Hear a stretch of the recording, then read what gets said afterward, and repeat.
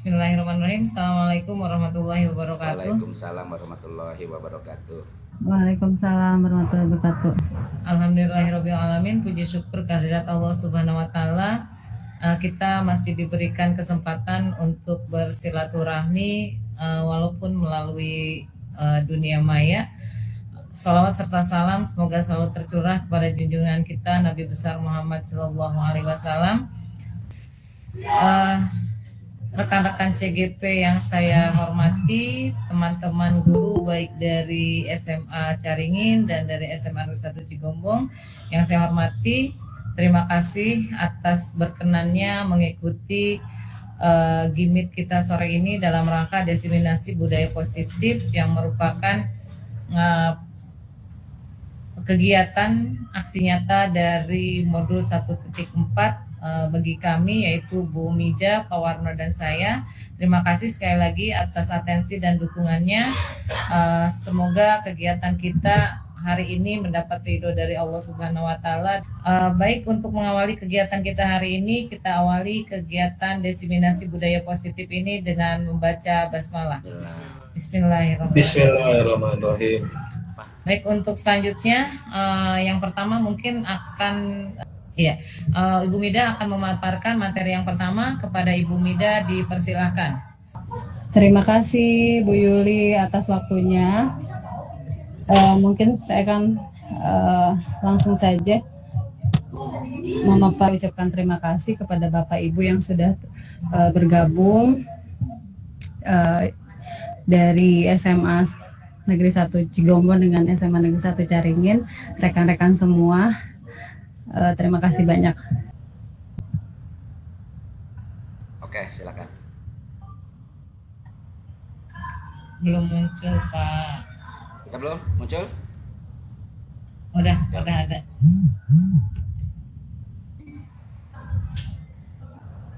Baik, terima kasih Pak Warno. Jadi sekali lagi materi yang akan saya paparkan, yang akan kami paparkan itu ya modul 1.4 tentang budaya positif. Dimulai oleh saya.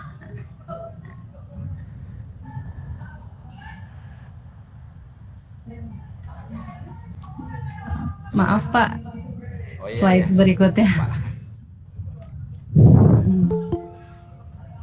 Ya. Yang pertama ada pernyataan dari Ki Hajar Dewantara, yaitu syarat utama untuk menciptakan murid yang merdeka adalah harus ada disiplin yang kuat, yaitu disiplin diri yang motivasinya dari internal gitu, dari dalam dirinya sendiri. Kemudian jika tidak memiliki motivasi internal, maka memerlukan pihak lain ya atau dari eksternal untuk mendisiplinkannya. Jadi bukan dari dalam diri kita sendiri. Berikutnya ada juga pernyataan dari pakar pendidikan lain, yaitu Diane. Disiplin berasal dari bahasa Latin, yaitu disiplina atau belajar, atau disipline berasal dari kata yang sama dengan disciple ya, atau murid atau pengikut. Untuk menjadi murid atau pengikut harus paham betul alasan mengapa mereka mengikuti suatu aliran atau ajaran tertentu, sehingga motivasi yang terbangun adalah motivasi intrinsik, bukan ekstrinsik. Kemudian ada pernyataan lain, arti asli dari kata disiplin juga berkonotasi dengan disiplin diri dari murid-murid Socrates dan Plato. Disiplin diri dapat membuat seseorang menggali potensinya menuju kepada sebuah tujuan, yaitu sesuatu yang dihargai atau bermakna. Berikutnya, disiplin juga mempelajari bagaimana cara kita mengontrol diri dan menguasai diri untuk memilih tindakan yang mengacu pada nilai-nilai yang kita hargai. Nanti berikutnya juga ada materi tentang nilai-nilai kebajikan. Berikutnya, kesimpulannya, jadi seseorang yang memiliki disiplin diri berarti mereka bisa bertanggung jawab terhadap apa yang dilakukannya, karena mereka mendasarkan tindakan mereka pada nilai-nilai kebajikan universal. Jadi sebagai pendidik, tujuan kita adalah menciptakan anak-anak yang memiliki disiplin diri, yaitu yang memiliki motivasi intrinsik tadi yang sudah disebutkan, sehingga mereka bisa berperilaku dengan mengacu pada nilai-nilai kebajikan. Nilai-nilai kebajikan secara universal dan memiliki motivasi intrinsik, bukan ekstrinsik. Berikutnya, nah ini yang tadi saya sudah katakan, ada yang disebut nilai-nilai kebajikan. Pendapat dari Dr. William Glasser, yaitu teori kontrol. Jadi setiap perbuatan memiliki suatu tujuan. Kemudian teori lain yang diungkapkan oleh Diana Goshen, yaitu nilai-nilai kebajikan yang meyakini seseorang, maka motivasi intrinsiknya akan terbangun, sehingga menggerakkan motivasi dari dalam untuk dapat mencapai tujuan mulia yang diinginkan.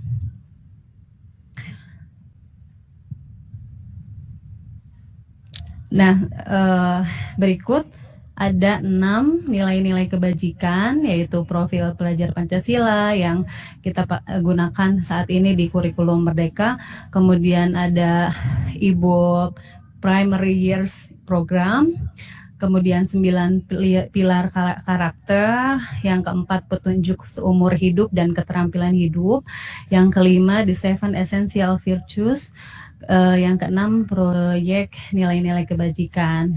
Nah, yang akan saya kupas di sini hanya yang nomor 1 karena berhubungan dengan yang digunakan di kurikulum Merdeka saat ini.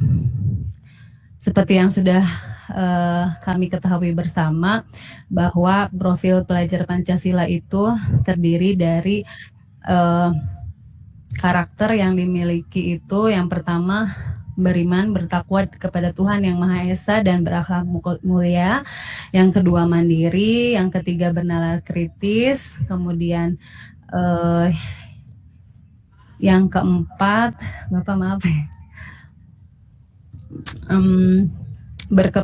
berkebinekaan global, bergotong royong dan kreatif. Berikutnya, nah, di sini ada pertanyaan, apa alasan orang melakukan sesuatu berhubungan dengan motivasi? Ya, jadi di sini ada 3 motivasi perilaku manusia. Yang pertama, menghindari ketidaknyamanan atau hukuman. Yang kedua, mendapatkan imbalan atau penghargaan dari orang lain. Yang ketiga, menjadi orang yang mereka inginkan. Dan menghargai diri sendiri dengan nilai-nilai yang mereka percaya. Untuk yang pertama, motivasinya itu bersifat eksternal, ya. Jadi melakukan sesuatu karena konsekuensinya hukuman, seperti itu. Jadi mereka menghindari hal itu. Ini merupakan tingkat terendah dari motivasi perilaku manusia. Yang kedua, ini ada di 1 tingkat di atas motivasi yang pertama tadi, kemudian masih sifatnya masih bersifat eksternal karena ingin mendapat imbalan dari orang lain, seperti itu, atau disebut penghargaan, ya, imbalan atau penghargaan. Nah, motivasi yang ketiga yang menjadi harapan kami terhadap murid-murid di sekolah, yaitu menjadi orang yang mereka inginkan dan menghargai diri sendiri dengan nilai-nilai yang mereka percaya. Jadi yang pertama, mereka harus percaya dulu akan nilai-nilai kebajikan yang tadi sudah disebutkan. Nah, setelah percaya, ya mereka melakukan hal tersebut, dengan kata lain, mereka menghargai diri mereka sendiri. Berikutnya, Nah, di sini ada yang disebut hukuman, konsekuensi, dan restitusi. Perbedaannya, hukuman itu merupakan identitas gagal, disebut ya, atau disebut identitas gagal, sedangkan disiplin disebut identitas sukses. Nah, di sini disiplin terbagi menjadi dua, ada konsekuensi dan restitusi. Berikutnya,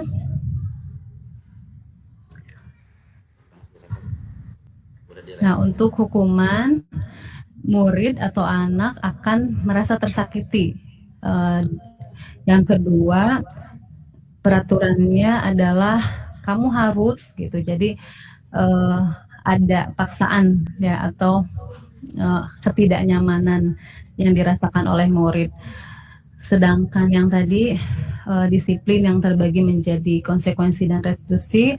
Untuk konsekuensi, murid atau anak dibuat tidak nyaman ya. Dan yang kedua, apa peraturannya, mampukah kamu melakukannya, terima kasih, seperti itu. Jadi yang dia lakukan, kalau tidak peraturan yang dibuat kemudian dia tidak melakukan, pasti ada konsekuensinya, seperti itu. Sedangkan yang ketiga, ini yang menjadi harapan kita bersama, yaitu disebutnya restitusi. Yang pertama, murid atau anak mendapatkan penguatan ya. Kemudian yang kedua, yang ditanyakan itu apa yang kamu yakini gitu. Jadi kita seperti membuat kesepakatan kelas gitu. Jadi dikembalikan kepada anak, bukan kita yang membuatnya sendiri. Kemudian apa yang bisa kamu lakukan untuk memperbaiki masalah ini? Nah, jadi mereka diberi kesempatan untuk mencari solusinya sendiri, seperti itu. Berikutnya. Untuk yang restitusi nanti penjelasannya lebih detail itu akan disampaikan oleh Bu Yulianti nanti ya. Berikutnya tentang penghargaan ya. Jadi di sini judulnya dihukum oleh penghargaan. Jadi seolah-olah penghargaan itu menghukum anak seperti itu. Jadi saya juga baru terbuka saat ini kalau memberikan penghargaan kepada anak itu sebetulnya kurang baik, seperti itu.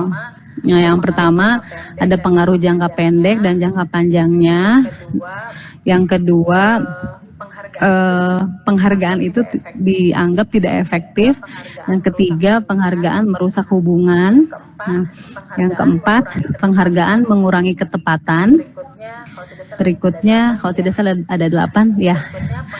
Berikutnya, penghargaan menurunkan kualitas, penghargaan mematikan kreativitas, penghargaan menghukum, dan motivasi dalam diri atau intrinsik nanti dijelaskan di berikutnya. Nah, untuk yang pertama, pengaruhnya lakukan secara terus-menerus, itu mereka akan mengharapkan seperti itu, diberikan penghargaan lagi dan lagi. Jadi tidak ada kesadaran atau motivasi yang disebutnya motivasi intrinsik gitu, itu yang tadi ya, motivasi yang timbul dari dalam dirinya sendiri. Berikutnya, penghargaan disebut tidak efektif, seperti jika saya mengharapkan suatu penghargaan dan tidak mendapatkannya, maka saya akan kecewa dan berkecil hati, serta kemungkinan lain kali saya tidak akan berusaha sekeras sebelumnya, seperti itu. Jadi kalau misalnya kita memberikan penghargaan tapi berikutnya tidak memberikan penghargaan, buat apa gitu. Jadi usahanya tuh tidak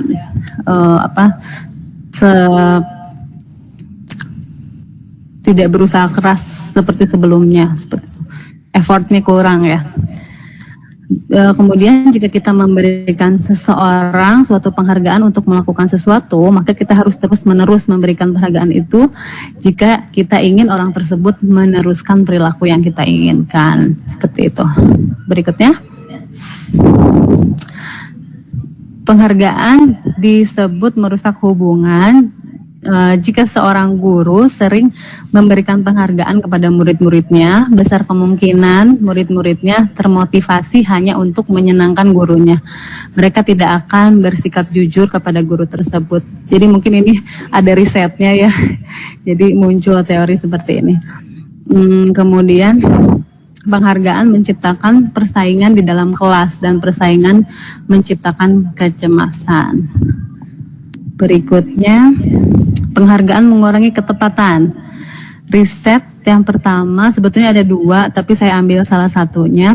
Dalam sebuah percobaan, sekelompok anak laki-laki berusia sekitar 9 tahun diminta untuk melihat gambar-gambar wajah yang ditampilkan di layar. Dan mereka harus memberitahukan jika wajah-wajah tersebut sama atau berbeda. Gambar-gambar tersebut hampir sama. Beberapa dari mereka diberi penghargaan dalam bentuk uang pada saat mereka memberikan jawaban benar, sementara sebagian yang lain tidak. Nah, hasilnya anak laki-laki yang dibayar yang dibayar membuat lebih banyak kesalahan. Berikutnya, penghargaan menurunkan kualitas. Pengamatan dilakukan pada sekelompok mahasiswa atau mahasiswa-mahasiswi yang sedang kerja praktik di sebuah surat kabar universitas. Saat itu mereka sedang belajar menuliskan sebuah artikel tentang sebuah judul berita utama. Seiring waktu, mahasiswa-mahasiswi tersebut semakin mampu bekerja dengan cepat. Kemudian ada beberapa mahasiswa-mahasiswi yang dibayar untuk setiap judul berita utama yang mereka mampu hasilkan. Dan setelah beberapa lama, mahasiswa atau mahasiswi yang dibayar itu hasil kinerjanya berhenti berkembang. Mereka yang tidak menerima bayaran terus berupaya mengasah diri menjadi lebih baik. Malah yang tidak dibayar ya, karena mungkin sudah tertanam motivasinya dari dalam diri mereka. Berikutnya, penghargaan mematikan kreativitas. Penelitian menunjukkan bahwa pekerjaan seni atau sebuah penulisan cerita menjadi kurang kreatif bila dijanjikan sebuah hadiah atau penghargaan. Berikutnya, penghargaan menghukum. Memberikan penghargaan dan hukuman adalah hal yang sama, dianggap sama ya Bapak Ibu, hukuman dengan penghargaan itu. Karena keduanya mencoba mengendalikan perilaku seseorang. Jika suatu penghargaan diharapkan, namun tidak mendapatkannya, maka akan merasa dihukum seperti itu. Berikutnya, nah ini motivasi dari dalam diri atau intrinsik. Jika kita memberikan penghargaan kepada seorang anak pada saat dia sedang merasa bangga dengan pencapaiannya sendiri, maka kita akan mengambil kegembiraan yang saat itu sedang dirasakan secara alamiah. Ya, mungkin cukup sekian pemaparan dari saya. Di sini ada beberapa contoh budaya yang contoh budaya positif yang sudah dicoba. Yang sudah diaplikasikan di dalam kelas. Ini berupa video, tapi karena ada kesalahan, jadi yang pertama itu video tentang seperti yang mungkin sudah dilakukan oleh Bapak Ibu juga di kelas. Sebelum melakukan pembelajaran, berdoa dulu, kemudian membuat kesepakatan kelas bersama anak, kemudian bekerja secara kelompok supaya menumbuhkan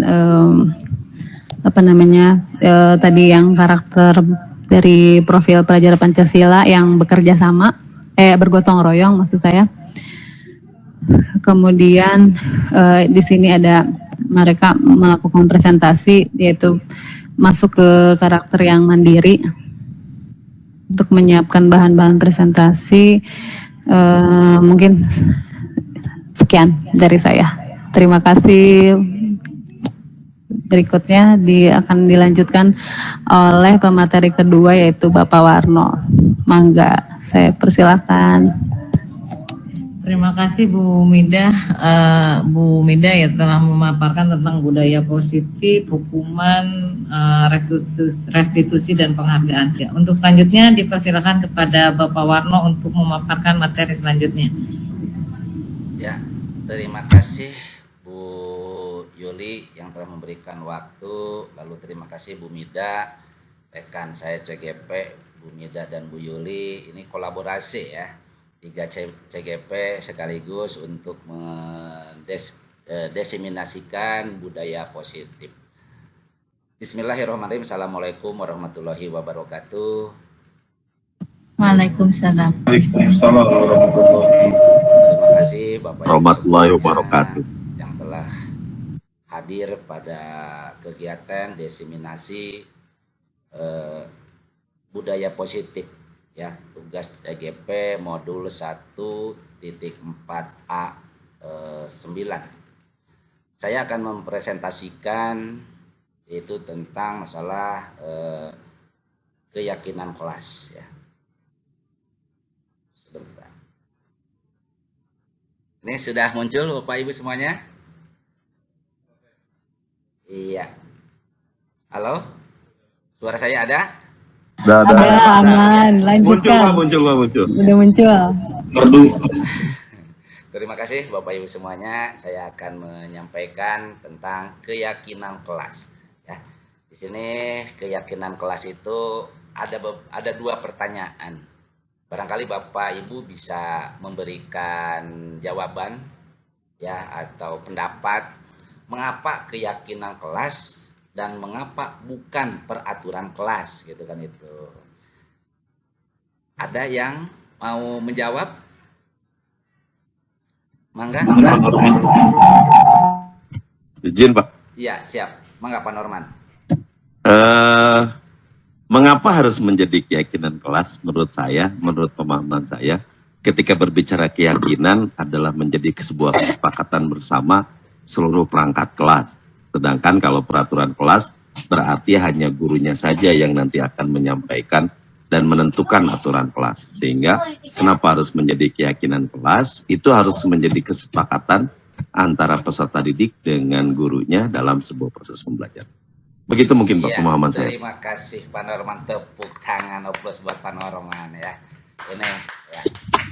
Terima kasih ya. Jadi keyakinan kelas itu jadi kita ada kesepakatan antara guru dan siswa ya. Mengapa bukan peraturan kelas? Kalau peraturan kelas artinya menyeluruh gitu kan, itu menyeluruh dari sekolah kelas seperti itu. Lalu yang berikutnya di sini keyakinan kelas. Mengapa keyakinan kelas dan mengapa tidak peraturan kelas?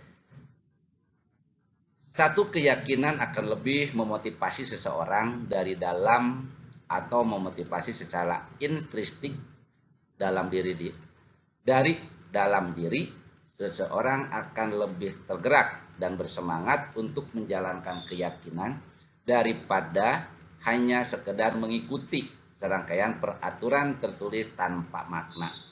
Pertama, mengapa kita memiliki peraturan tentang menggunakan helm contohnya ya.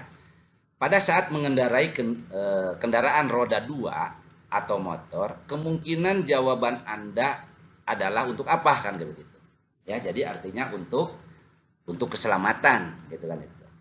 Contoh yang kedua, mengapa kita memiliki peraturan tentang penggunaan masker dan mencuci tangan setiap saat? Kemungkinan jawaban Anda adalah untuk kesehatan dan keselamatan. Penjelasan itu mendukung motivasi intrinsik, kembali ke nilai-nilai keyakinan. Keyakinan lebih menggerakkan seseorang dibanding mengikuti serangkaian peraturan-peraturan. Nah, artinya saya kenapa memberikan 2 contoh seperti itu? Keyakinan kelas di sini berarti harus kesepakatan untuk menjaga kemungkinan anak-anak itu tidak mengikuti apa yang ada di kelas itu sendiri. gitu kan itu ya. Jadi sengaja saya menggunakan contoh-contoh ini artinya supaya bisa menggunakan secara logika gitu kan itu.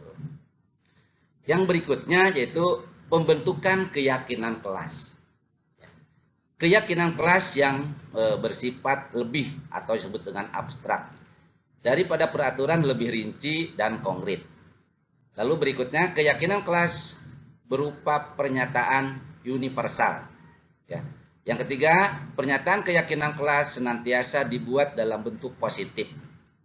Yang keempat, keyakinan kelas hendaknya tidak perlu banyak sehingga mudah diingat dan dipahami oleh semua warga sekolah. Keyakinan kelas sebaiknya sesuatu yang dapat diterapkan di lingkungan tersebut. Semua warga kelas hendaknya ikut berkontribusi dalam pembuatan keyakinan kelas lewat kegiatan curah pendapat. Bersedia meninjau kembali keyakinan kelas dari waktu ke waktu. Nah, artinya di sini saya membuat 7 ini untuk menjelaskan. Jadi keyakinan kelas itu perlu kita sepakati apabila di awal pembelajaran. Jadi artinya siswa bisa mengikuti apa yang akan kita lakukan, ya. Gitu. Jadi kalau kita mempunyai keyakinan kelas untuk membentuk siswa itu lebih gampang. Kenapa? Karena kita sudah mempunyai kesepakatan yang dibentuk bersama, gitu kan. Ya. Lalu yang berikutnya di sini ada peraturannya ya gitu.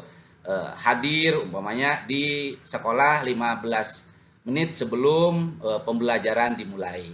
Artinya di sini kita mendidik siswa. Kita masuk jam 7, ya, jam 6.45 anak tersebut harus sudah ada di lingkungan sekolah. Alhamdulillah di SMA Negeri 1 Cigombong itu kita sudah memulai seperti ini gitu kan itu ya. Jadi 6.45 anak itu sudah masuk kelas karena 15 menitnya itu pembiasaan membaca Al-Qur'an gitu kan itu. Ya, jadi artinya kita sudah melakukannya ya, terutama di SMA Negeri 1 Cigombong. Mudah-mudahan di sekolah lain juga mengikuti seperti ini. Lalu yang kedua, selalu kembalikan buku pada temannya. Artinya kalau anak meminjam harus dibiasakan kita didik anak tersebut supaya bisa tanggung jawab, ya. Jadi harus cepat mengembalikan buku yang dipinjam tersebut. Lalu yang ketiga, dilarang mengganggu orang lain.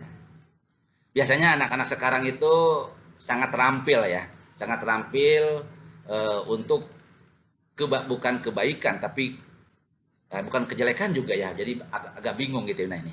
Ya dilarang mengganggu itu. Artinya suka celetak-celetak gitu kan itu ya. Dengan teman-temannya gitu kan. Orang sedang belajar ya toel-toel lah, colak-colek pun bahasa Sunda nama gitu kan itu. Nah, itu artinya kita disiplinkan gitu kan itu supaya tidak mengganggu orang yang sedang belajar atau orang yang sedang beristirahat dan lain sebagainya. Lalu yang berikutnya dilarang melakukan kekerasan. Nah, ini yang harus kita jaga ya. Karena kita adalah sebagai dunia pendidikan berarti kita harus menjaga apakah itu di sekolah ataupun juga di luar sekolah gitu. Lalu yang berikutnya dilarang menggunakan narkoba. Nah, ini di sekolah atau dimanapun juga, masyarakat manapun juga ini dilarang gitu kan itu. Lalu yang berikutnya pergantian atau menunggu giliran. Nah, ini biasanya anak-anak itu suka main serobot ya. Kita pun juga suka merasakan gitu kan, kita sebagai guru kadang-kadang kalau ada tugas kemanapun juga gitu kan, antri itu kadang-kadang suka kita tidak mau gitu kan itu. Ya maaf, saya suka banyak kadang-kadang gitu kan itu nggak boleh sebetulnya ya. Gitu. Ya Bu Yuli ya, nggak boleh kadang-kadang gitu kan itu. Ya. Ya, Senyumin aja deh. Ya gitu kan itu ya. Ya ini soalnya masalahnya semuanya serius tapi nggak tahu gimana gitu kan itu. Nggak ada yang komen gitu kan. Ya ini ya. Lalu yang berikutnya menggunakan masker. Nah, ini demi kesehatan apalagi sekarang itu masih tetap pandemi ya. Kita harus menjaga kesehatan gitu kan itu supaya badan tubuh kita lebih sehat gitu. Lalu yang berikutnya jangan bertari di kelas atau di koridor gitu kan itu ya. Artinya kita juga harus menjaga ketertiban yang dikeluarkan oleh sekolah gitu. Nilai kebajikan yang dituju yaitu keyakinan kelasnya di sini satu menghormati orang lain dan berkomitmen, yang kedua bertanggung jawab, yang ketiga menghormati orang lain juga sama, yang keempat keselamatan, menghormati orang lain, kesehatan, menghormati orang lain, bersabar ya, kesehatan juga, keselamatan dan keamanan. Nah, ini harus kita lakukan, apalagi kita sebagai guru kita harus bisa memberikan contoh teladan untuk anak didik kita. Ya, ini contoh kita sedang melaksanakan keyakinan kelas. Ini sesuai dengan kesepakatan anak-anak di kelas seperti apa. Jadi artinya dia memberikan pendapat-pendapat yang ditulis sesuai dengan pendapat anak itu tersebut. Tapi kita yang kembali lagi kita yang harus menyaring atau menentukan pendapat itu bagus atau tidak, gitu kan, untuk dilaksanakan menjadi keyakinan kelas. Lalu yang berikutnya di sini bentuk keyakinan kelas. Bentuk keyakinan kelas, ya, di sini ada saya membuat 3 bagan bentuk keyakinan kelas. Setiap anggota kelas perlu belajar. Yang kedua, setiap anggota kelas perlu senang. Setiap anggota kelas perlu melakukan tugas. Setiap anggota kelas perlu saling menghargai. Setiap anggota kelas perlu merasa aman. Nah, di sini artinya kalau kita sedang belajar, anak-anak itu diberi kebebasan dalam arti kata pendapatnya, gitu kan. Belajar berarti nanti akan senang. Ya, melakukan tugas pun juga akan senang dan saling menghargai dengan teman, lalu dia merasa aman, ya kan itu. Kenapa? Karena satu ada bimbingan dan ada pembinaan, gitu kan itu, ya. Dalam arti kata seperti tadi kata Bu Mida itu di kelas itu kita memberikan hadiah itu bukan untuk anak lebih bagus, gitu kan itu, tapi artinya menghukum anak. Nanti akan lebih ini lagi, anak itu akan tertekan, gitu kan itu. Kemarin saya juara 1 diberi hadiah nih buku 1 pak, pas semester 2 dia tidak juara, nah itu akan tertekan, gitu kan itu, ya. Lalu yang bagian yang kedua yaitu selalu bersikap positif. Yang kedua, senantiasa menjadi diri baik. Yang ketiga, percaya dan menghormati orang lain serta barang miliknya. Yang keempat, berkomitmen terhadap setiap tugas. Dan yang kelima, senantiasa membantu. Nah, artinya kita harus anak itu harus bisa bersikap positif kepada rekan-rekannya, gitu kan itu, ya. Senantiasa menjadi dirinya lebih baik, ya kan, percaya dan menghargai atau menghormati orang lain ataupun dengan barang-barang milik orang lain, lalu berkomitmen, gitu kan itu, lalu membantu, gitu kan, kita saling membantu. Di dalam bagian ketiga yaitu hormat, ya, kami meyakini bahwa sangat penting untuk menghormati semua orang dan barang milik orang lain, ya. Kita menghargai, menghormati apa-apa yang dimiliki orang lain, gitu kan, ya, ini. Lalu yang keduanya, bekerja. Kami meyakini bahwa sangat penting untuk mengerjakan segala pekerjaan atau mengikuti kegiatan yang telah ditugaskan. Nah, ini berarti kan itu keyakinan kelas. Jadi anak itu satu menghormati, harus bekerja, gitu kan. Yang disepakati di dalam kelas itu sendiri. Lalu yang berikutnya itu diterima dan dimiliki. Kami meyakini bahwa sangat penting untuk merasa diterima pada suatu kelompok dan saling peduli serta dengan yang lain. Ya, ini anak-anak itu kan artinya kalau bekerja kelompok itu saling menghargai dan saling menghormati satu dengan yang lain. Lalu yang berikutnya di sini yang disebut dengan bersikap positif. Nah, di sini ada tampak seperti dan tidak tampak seperti, gitu kan itu, ya. Kenapa seperti ini? Saya menginikannya supaya kita lebih memahami tentang bagaimana yang disebut dengan bersikap positif, gitu kan itu. Karena yang kita sampaikan di dalam ini adalah budaya positif gitu kan itu terhadap anak didik kita. Yang pertama, mengucapkan salam pada guru dan teman. Yang kedua, datang tepat waktu. Yang ketiga, berbicara dengan bahasa yang sopan. Keempat, berempati. Kelima, menjaga kebersihan kelas. Keenam, menghargai pendapat teman. Ketujuh, mengerjakan tugas yang diberikan dengan sungguh-sungguh. Kedelapan, bekerja sama. Nah, ini sesuai dengan kesepakatan yang tadi dibuat dengan anak-anak itu gitu kan itu. Jadi artinya jangan keluar dari komitmen ini gitu kan itu. Supaya kita lebih senang lagi untuk memberikan ilmu kepada anak didik kita. Lalu yang berikutnya yaitu tidak tampak seperti, nah ini tidak tampak seperti ya, bersikap acuh pada guru dan teman, lalu datang terlambat, berbicara dengan bahasa yang kasar, tidak peduli, membuang sampah sembarangan di kelas, tidak menerima pendapat teman, asal-asalan mengerjakan tugas yang diberikan, lalu tidak bekerja. Nah, ini artinya tampak seperti dengan tidak tampak seperti gitu kan itu ya. Jadi artinya di sini sama-sama punya 8 sikap gitu kan itu. Tapi yang kita pakai sesuai dengan kesepakatan itu tampak seperti ya, tadi itu mengucapkan salam pada guru gitu kan itu ya. Kalau kita pun juga kepada anak-anak gitu dan sebaliknya gitu. Itu ya, jangan dipakai yang tidak tampak seperti ini gitu kan itu ya, jangan dipakai.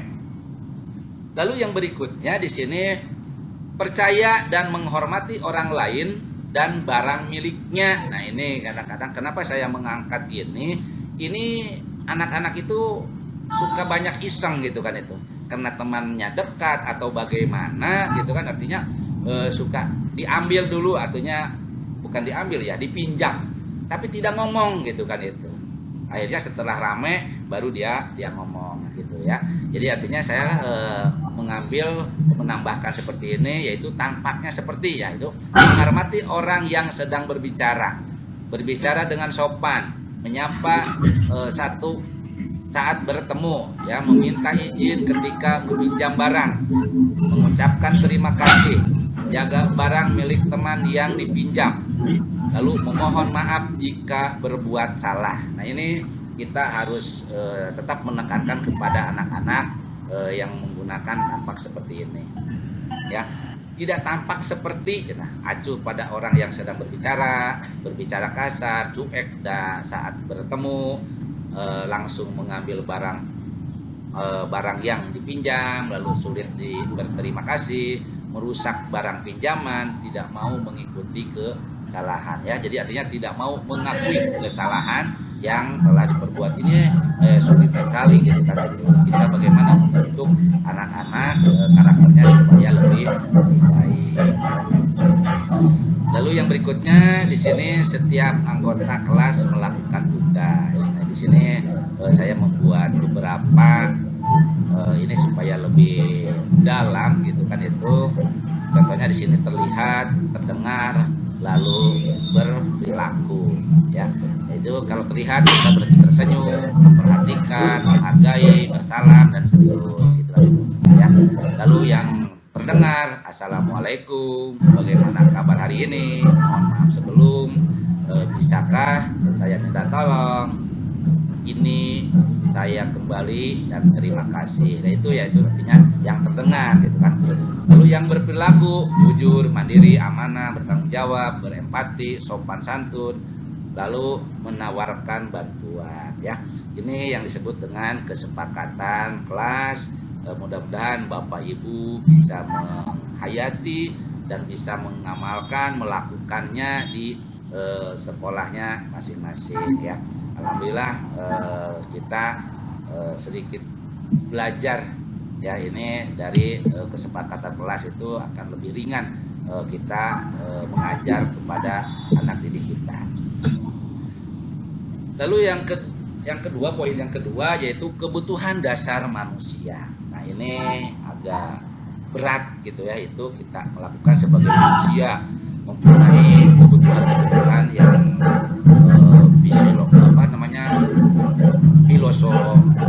fisiologis ataupun psikologis. Contoh yang pertama, kebutuhan kebutuhan dasar manusia. Kebutuhan dasar manusia adalah unsur-unsur yang dibutuhkan manusia untuk mempertahankan keseimbangan fisiologis atau maupun psikologis yang bertujuan untuk mempertahankan kehidupan maupun kesehatan. Lalu yang kedua, segala sesuatu yang kita lakukan untuk dapat apa yang kita inginkan. Seluruh tindakan yang kita lakukan mempunyai tujuan tertentu dan semua usaha terbaik yang kita lakukan adalah dalam rangka agar kebutuhan dasar kita terpenuhi dengan baik. Nah, di sini barangkali kita sebagai manusia yang sehat, yang sempurna mempunyai dua kebutuhan dasar manusia, yaitu fisiologis dan maupun psikologis. Nah, di sini ada 5 kebutuhan dasar manusia ya. Yang pertama, bertahan hidup, kan itu ya. Lalu kasih sayang dan rasa diterima ya, atau yang disebut dengan love and belonging ya. Ini biasanya Bu Yuli setiap hari ya terlalu mengucapkan seperti ini gitu kan.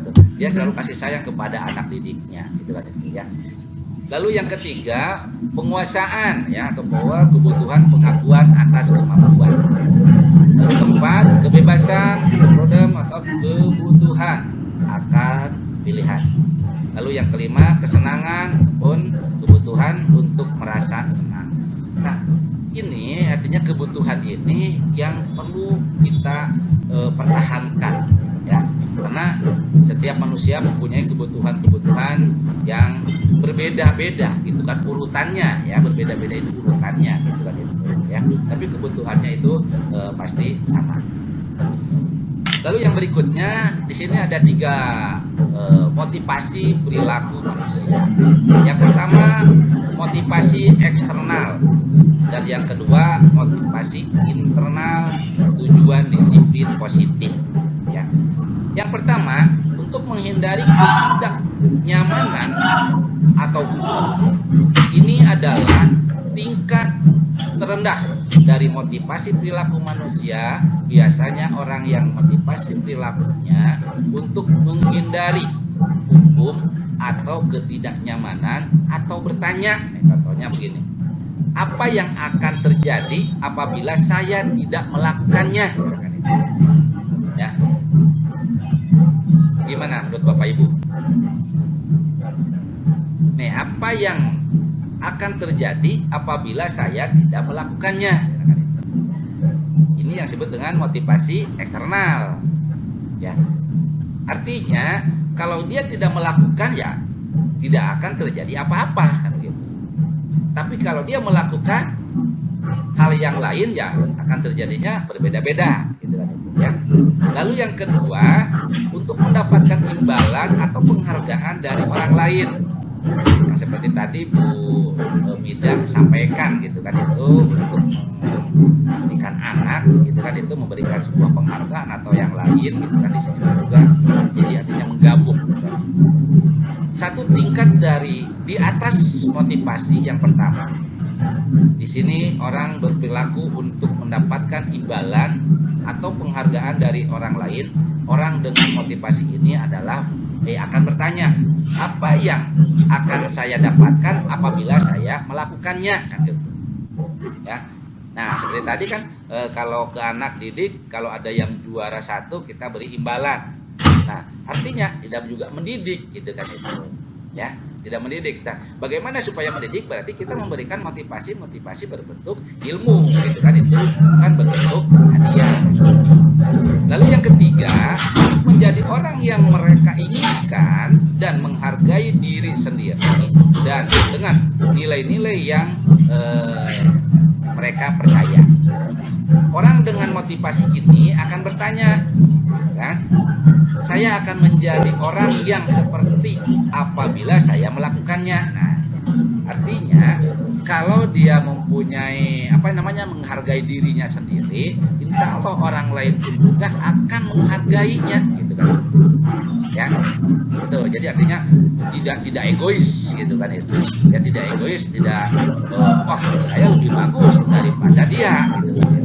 tapi kita harus saling menghargai gitu. Makanya saya akan menjadi orang yang seperti apa nih maksudnya apabila saya melakukannya gitu kan itu ya. Dijelaskan di atas pun juga sudah dijelaskan, yaitu dengan nilai-nilai yang mereka percaya gitu.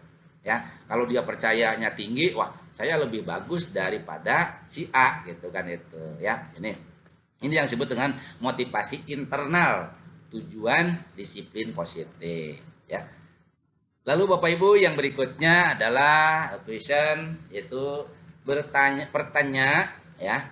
Sekarang adalah bagaimana cara kita sebagai guru untuk menanamkan disiplin positif, yang positif ini kemudian murid-murid kita gitu itu. Ya, ini agak sedikit kecil ya. Yang pertama, sebagai seorang guru, saat Anda hadir mengajar di kelas tepat waktu, motivasi apakah yang mendasari tindakan Anda? Apakah Anda datang tepat waktu karena tidak ingin ditegur oleh atasan Anda dan kemudian mendapat surat peringatan, menghindari ketidaknyamanan dan hukuman, atau Anda ingin mendapatkan pujian dari atasan Anda dan mendapat penghargaan sebagai karyawan atau guru berprestasi, mendapatkan imbalan atau penghargaan dari orang lain, atau Anda ingin menjadi orang yang menghargai waktu, menghargai diri Anda sendiri sebagai teladan bagi murid-murid Anda karena Anda percaya tindakan Anda sebagai guru akan dicontoh oleh murid-murid Anda, menghargai nilai-nilai dari diri sendiri. Manakah motivasi yang paling kuat mendasar tindakan Anda, atau bahkan kombinasi dari dua motivasi, atau bahkan ketiga-tiganya? Nah, ini Bapak Ibu semuanya ya, mohon maaf bukan menggurui atau bukan mengajari bahwa kita itu ke anak-anak itu bukan untuk memberikan memberi pujian dari pimpinan atau dari rekan-rekan, tapi kita harus dituntut untuk memberikan contoh kepada murid-murid kita gitu kan itu. Lalu yang kedua, bila di sekolah Anda tidak ada peraturan yang mengharuskan guru datang tepat waktu dan tidak ada surat teguran bagi guru yang datang terlambat dan tidak ada atasan yang memuji Anda, apakah Anda akan tetap datang tepat waktu untuk mengajar murid-murid Anda? Coba ya, ada nggak yang bisa memberikan komentar? Bapak Ibu semuanya, ada yang memberikan komentar? Baik, saya coba ya, Pak Warno. Oke. Enggak, Umi. Jadi kalau misalnya karena kita ini orang beriman ya, Insya Allah, apapun yang kita lakukan itu kan bukan karena atasan gitu kan. Prinsip di saya tuh atasan pernah bilang begini, takutlah pada saya di saat saya justru tidak ada gitu. Ya. Jadi, ya benar ya gitu ya. Ya. Kalau saya justru takut, dan itu alhamdulillah terlaksana gitu ya. Walaupun ada ya kadang-kadang yang melanggar mah ya.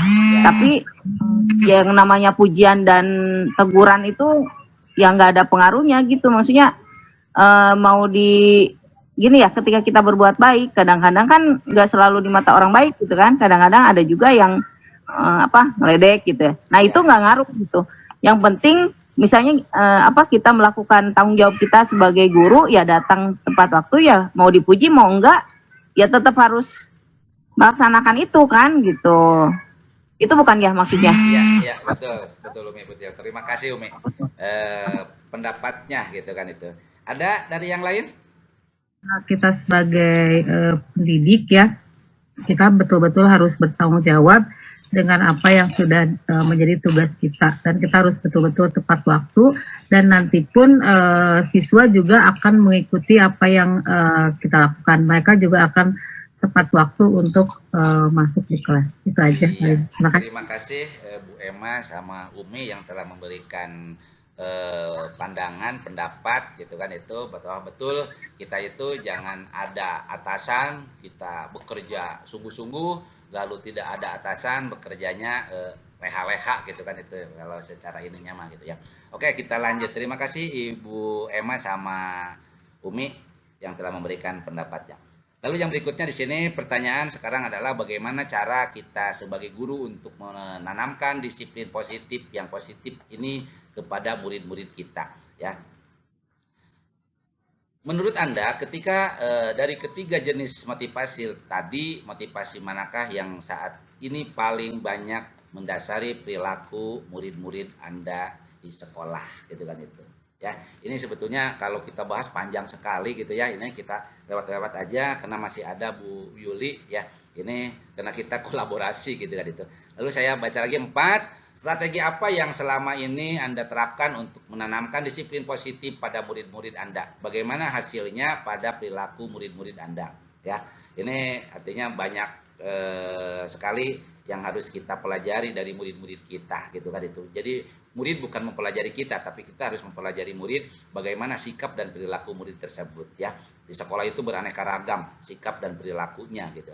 Lalu yang kelima, nilai-nilai kebajikan apa yang Anda berusaha tanamkan pada murid-murid Anda di kelas dan di sekolah Anda, gitu kan itu. Ya.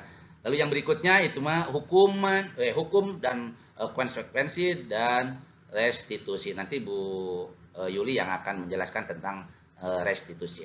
Di sini hukuman satu yang menyakitkan harus terjadi.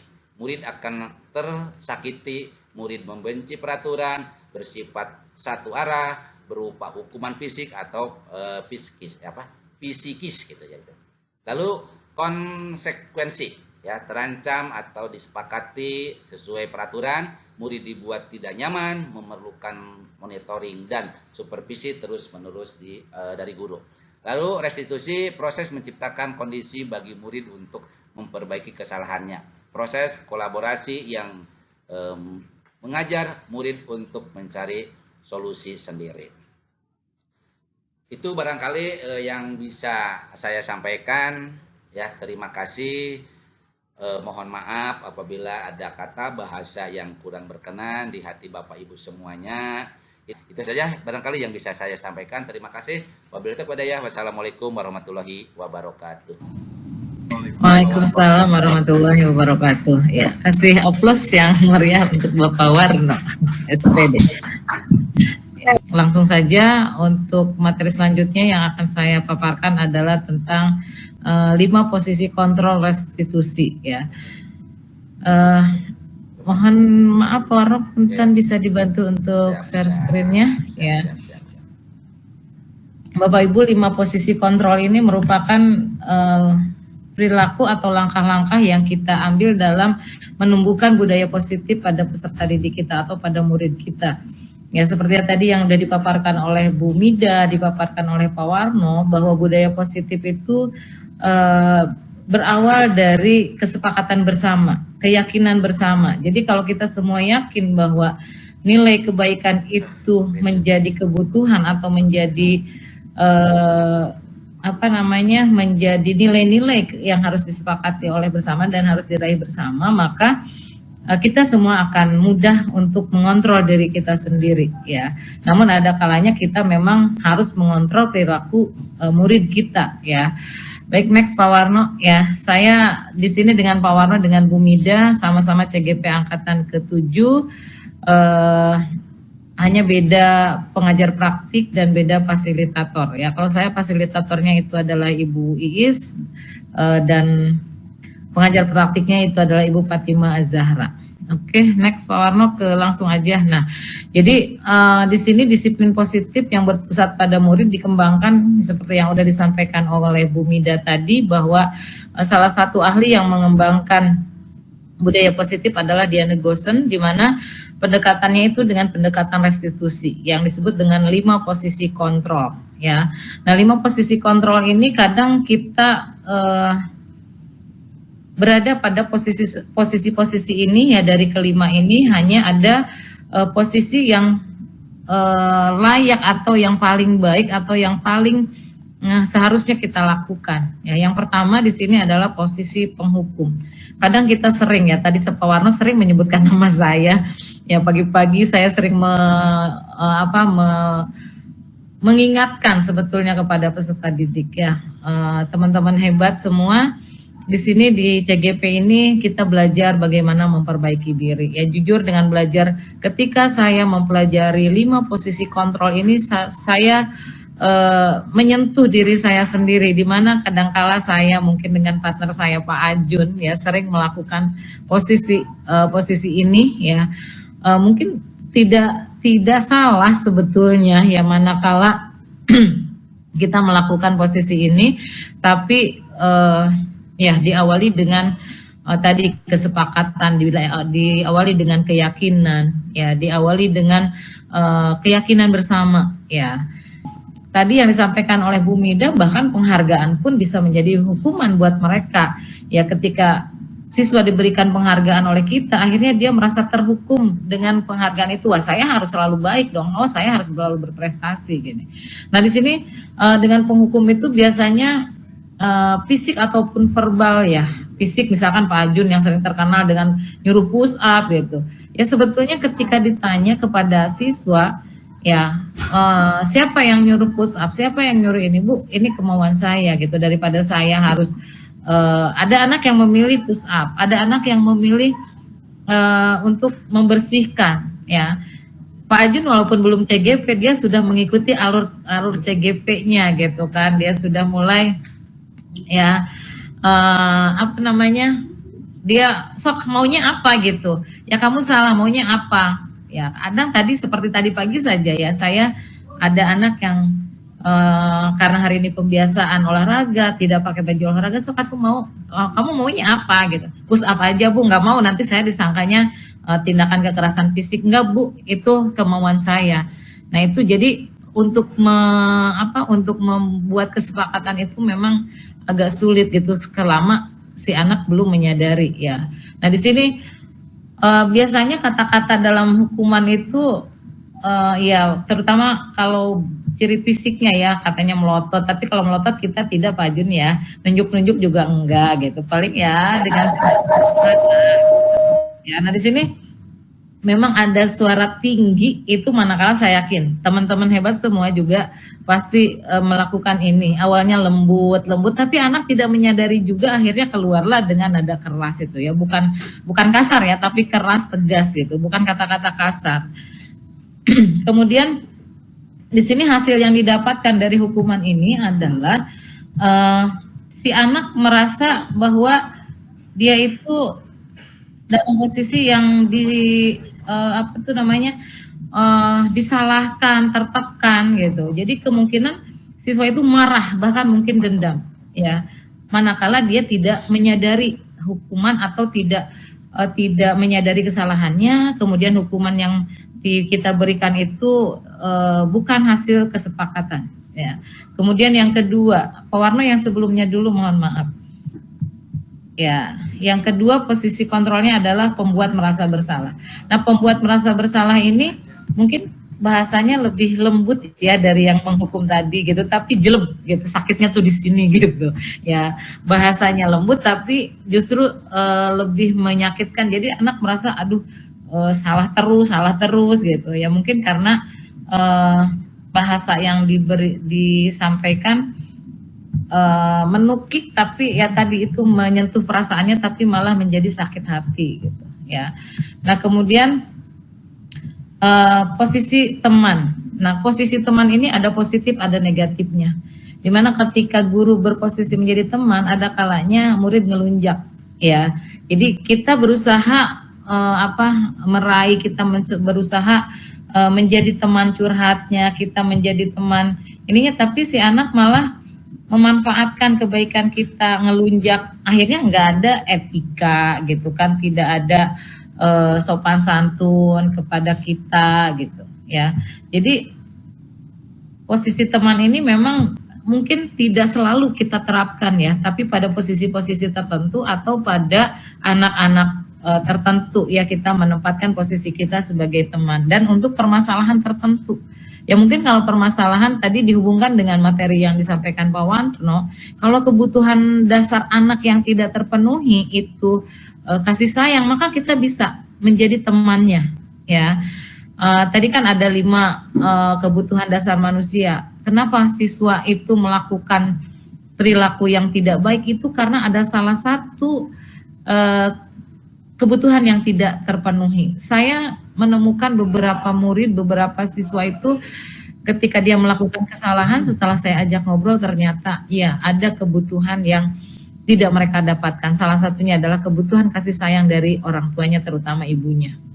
Ya, nah ini jadi karena dia kebutuhan dia tidak terpenuhi, maka dia mencari, ya karena dia butuh perhatian, butuh kasih sayang, maka dia ingin disayang, ingin diperhatikan. Tapi kita harus mengingatkan kepada siswa kita juga, kepada murid kita bahwa posisi ibunya tidak bisa kita gantikan. Ya, kasih sayang ibunya tidak bisa kita gantikan, walaupun kita menjadi teman, memberi perhatian gitu kan. Ya jadi itu tadi, posisi teman itu hanya pada waktu-waktu atau kondisi-kondisi tertentu. Ya, next Pak Warno. Ya, posisi yang selanjutnya yaitu adalah pemantau. Ya, nah di sini posisi memantau itu berarti mengawasi. Ya, di sini mengawasi terhadap jadi patokannya adalah peraturan-peraturan sekolah, ya, bukan kesepakatan. Ya, jadi peraturan dibuat, kemudian dipantau nih anak mematuhi atau tidak. Nah, di sini posisi memantau itu cenderung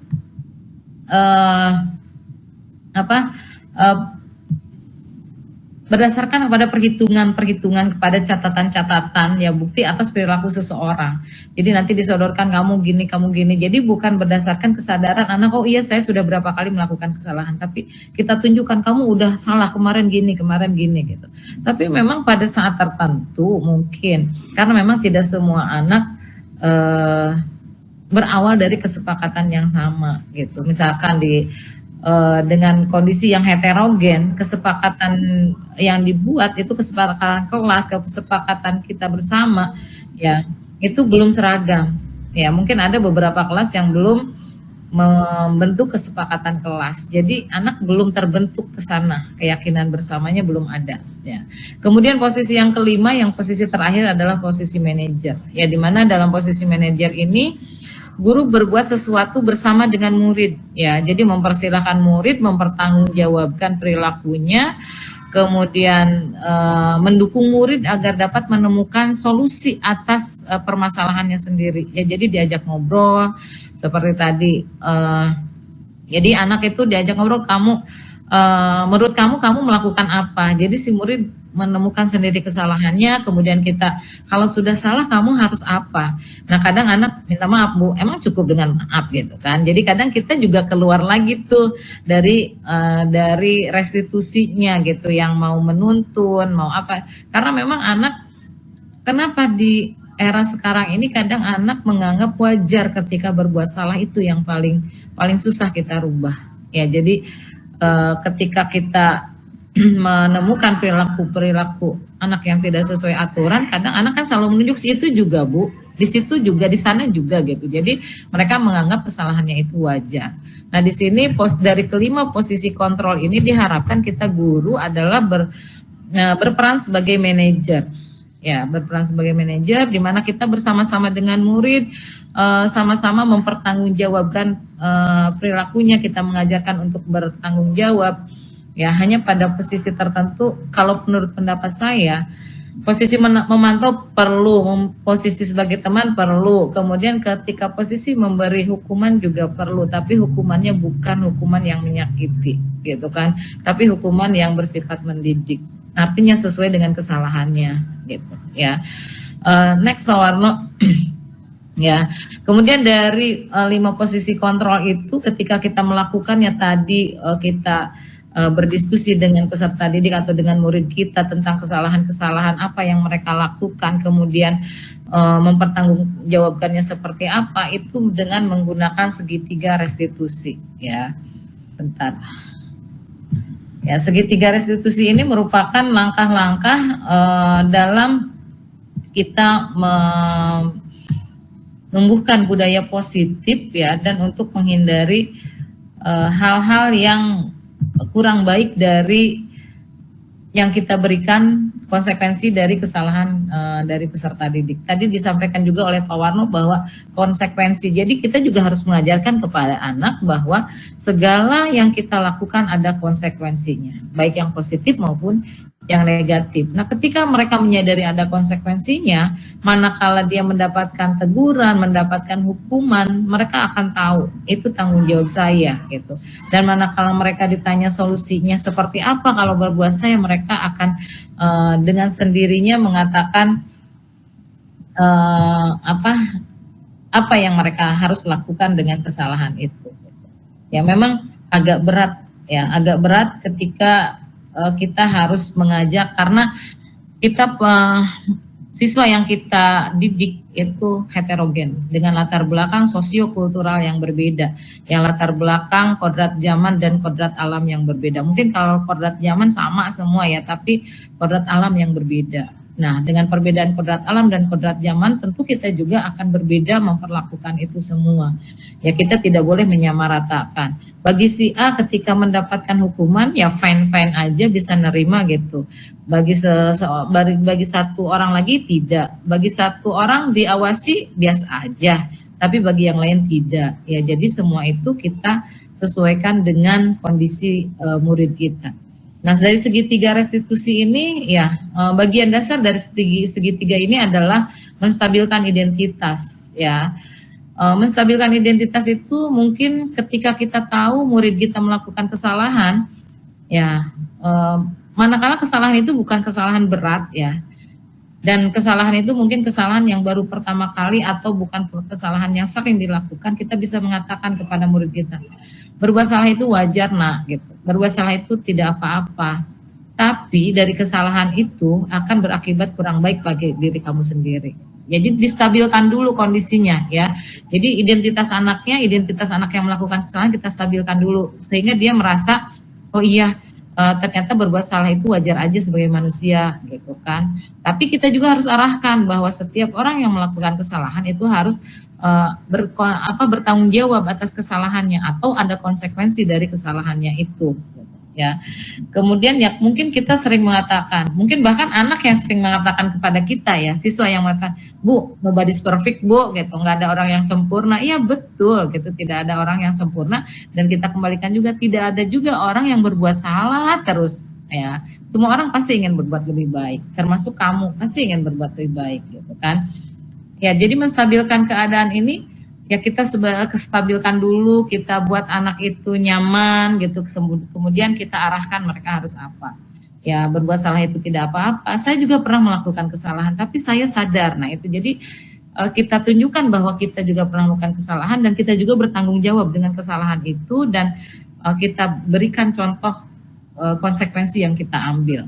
Ya, nah itu jadi dari segitiga restitusi yang pada posisi paling bawah atau posisi dasar, ya. Kemudian yang kedua, validasi tindakan yang salah, ya. Jadi validasi tindakan salah itu, kamu salah, nah kamu berbuat salah, tidak apa-apa memang berbuat salah, tapi kamu juga bisa berbuat baik, ya. Banyak potensi di diri kamu untuk berbuat baik, ya. Tapi kembali lagi, potensi di anak kita itu yang heterogen, yang memang intek masuk ke sekolah itu heterogen sekali, dan memang menuntut perhatian yang lebih, dan kebanyakan dari orang tua itu merasa sudah bebas lepas tanggung jawab ketika menyerahkan anaknya ke sekolah, jadi tanggung jawab sekolah. Tapi manakala kita berbuat lebih, orang tua protes gitu kan, ya.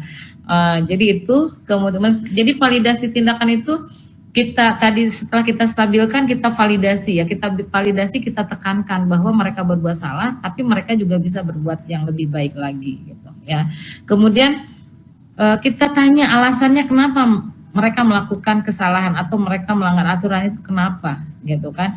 Saya dan Pak Ajun pasti, kenapa pakai celana abu-abu, pasti pertanyaan pertama ditanya alasannya, nggak pernah mengeksekusi, tidak pernah tidak didengar alasannya. Tapi manakala alasannya nggak masuk akal, ya kita juga mengarahkan juga, gitu kan, ya. Alasannya dibuat-buat lah dan lain sebagainya, gitu, hanya untuk menyelamatkan, ya.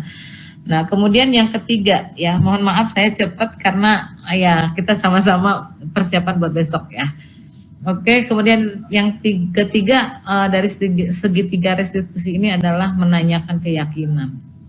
Ya, Jadi menanyakan keyakinan itu kita ketika sebelum kita memberikan suatu konsekuensi dari perilaku mereka, kita tanyakan keyakinan mereka gitu. Ya, keyakinan mereka itu mungkin dengan dari kesalahan ini pelajaran apa yang mereka dapatkan, atau kita tanya mau jadi seperti apa mereka ke depannya gitu. Kalau mereka mau jadi orang yang pengen jadi ini, pengen jadi itu. Nah, kalau kamu mau jadi seperti itu, maka perilaku kamu ini tidak mendukung keinginan kamu. Ya kan biasanya anak punya keinginan, punya cita-cita.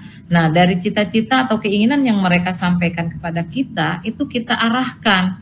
Ya, kalau ya misalkan kayak kemarin ada anak, kamu mau jadi apa nanti kalau sudah lulus gitu kan, kalau ke depannya Bu saya mau jadi polisi. Ya, kalau mau jadi polisi, seorang penegak hukum, seorang yang dekat sekali dengan aturan-aturan disiplin gitu kan, masa kamu melanggar aturan. Nah itu jadi hal-hal seperti itu jadi akan menyentuh mereka. Memang nggak bisa sekali ya, pengalaman saya itu tidak sekali mengajak diskusi dengan mereka itu belum tentu berhasil, dan tentu ini perlu kesabaran dan kerja keras dari kita sebagai penuntun masa depan. Kita harus menunjukkan kepada mereka masa depan mereka itu harus jauh lebih baik. Jadi kita mengarahkan mau jadi apa mereka, kita tidak menuntut mereka harus seperti apa, tapi kita menuntun mereka untuk menjadi seperti apa yang mereka inginkan. Ya, memang sepertinya mudah ya Bapak Ibu. Kadang saya juga sekarang masih ya dengan hati kecil saya sendiri gitu. Dari satu sisi sepertinya pengen cepat gitu ini terbentuk, menangani permasalahan-permasalahan, menunjukkan kebaikan-kebaikan kepada peserta didik kita, tapi lingkungan mereka jauh lebih besar pengaruhnya yang menunjukkan pengaruh-pengaruh yang menurut mereka baik padahal sebetulnya tidak gitu ya. Nah, mungkin itu saja yang bisa saya sampaikan ya. Nah, di sini sebetulnya dari yang disampaikan oleh Bu Mida, Pak Warno tadi saling berkesinambungan ya, sangat kontinuitas. Jadi budaya positif itu yang paling mendasar adalah budaya positif itu akan mudah atau akan bisa diterapkan kepada anak pertama mungkin dengan memberikan keteladanan, karena sikap itu tidak diajarkan ya, tapi harus dengan dicontohkan ya. Nah ini yang tadi saya sampaikan, jadi kesimpulannya bagian dasar dari segitiga restitusi itu adalah untuk mengubah identitas anak dari yang gagal menjadi oh iya saya salah tapi saya bisa bangkit, oh saya iya bisa berubah gitu. Kemudian yang melanggar peraturan karena sedang mencari perhatian tadi, karena ada salah satu kebutuhan ya yang tadi disampaikan oleh Pak Warno, ya kan ada kebutuhan untuk disayang, ingin ada pengakuan gitu. Mungkin ada salah satu kebutuhan yang mereka tidak dapatkan di lingkungan keluarganya mungkin, ya di lingkungan temannya gitu. Jadi dia mengaktualisasikan, dia melampiaskannya di sekolah. Ya, kemudian dia mencoba untuk memenuhi kebutuhan dasarnya, namun ada benturan, ya ada benturan dengan temannya, dengan mungkin dengan kita sebagai gurunya. Ya, nah mungkin itu saja yang kita sampaikan. Mudah-mudahan kita semua bisa menciptakan budaya positif, karena budaya positif ini tadi harus dengan keteladanan dan kita bisa membentuknya dengan berkolaborasi. Kita tidak bisa menerapkan ini semua di sekolah kita kalau tidak ada kolaborasi dengan rekan-rekan. Tadi seperti keyakinan kelas, karena semua kelas harus memiliki keyakinan. Begitupun kita di sekolah. Kalau saya dengan Pak Ajun dan Pak Warno untuk menumbuhkan budaya positif, ya jauh panggang dari api. Ya hanya isapan jempol belaka. Kenapa? Karena harus berkolaborasi. Di mana saya menegur, wali kelasnya cuek aja, guru BPBK-nya cuek aja, itu tidak akan terbentuk, atau budaya positif akan sangat-sangat susah.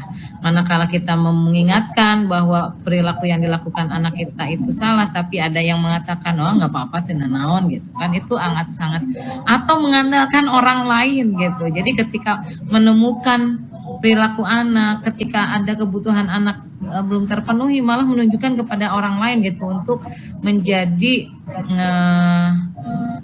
teman atau tempat untuk memberikan perhatian. Kenapa tidak dia? Jadi sekali lagi, kalau menurut saya Di sini yang paling berat adalah ya dari ini adalah berkolaborasi bersama-sama. Bapak Ibu bisa bayangkan kalau di kelas hanya 36 mungkin kesepakatan mudah terbentuk.